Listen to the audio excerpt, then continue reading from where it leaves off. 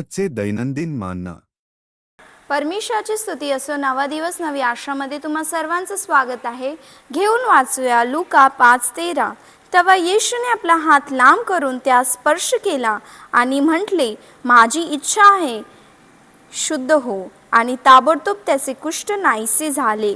तर आज परमेश्वराचं वचनामध्ये आपण काय पाहतोय की एक कुष्ठरोगी होता, त्याला कुष्ठाचा रोग होता. तो परमेश्वराजवळ येतो आणि बोलतो की परमेश्वर मला काय कर, तू मला बरं करणार का? तर परमेश्वर काय बोलतो की हां, माझी इच्छा आहे की तू काय होऊन जा, शुद्ध होऊन जा, असं परमेश्वराचं वचन म्हणतं. आणि एका जागेवर असं पण लिहिलं आहे की परमेश्वर तुम्हाला बरं करणार का, असं का प्रश्न विचारतो.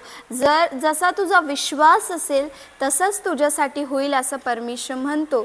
तर जसा तो कुष्ठरोगी परमेश्वराजवळ आला, त्याच्या मनामध्ये कोणती इच्छा होती की मला बरं व्हायचं आहे आणि येशू मला बरं करेल, अशी त्याच्या मनामध्ये इच्छा होती. आणि जसा त्याचा विश्वास होता तसंच परमेश्वर त्याला काय करतो, त्या कुष्ठरोगांपासून परमेश्वर त्याला काय करतो, चांगलं करतो परमेश्वर.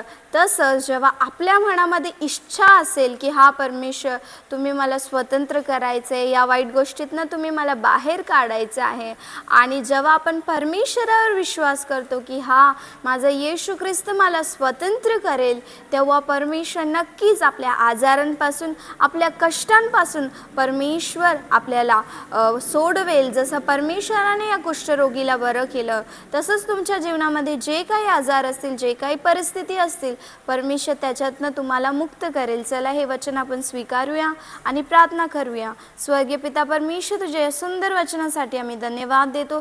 जसं तुने त्या कुष्ठरोगीला परमेश्वर तू बरं केलं, त्याच प्रकारे परमेश्वर जे लोक आजारी आहे परमेश्वर, जे तुझ्याकडे प्रार्थना करतात, त्यांच्या विनंतीला प्रभू तू ऐकून तुझ्या नावाची महिमा कर राजा. येशूच्या नावाने प्रार्थना ऐक माझ्या स्वर्गीय पिता. आमेन.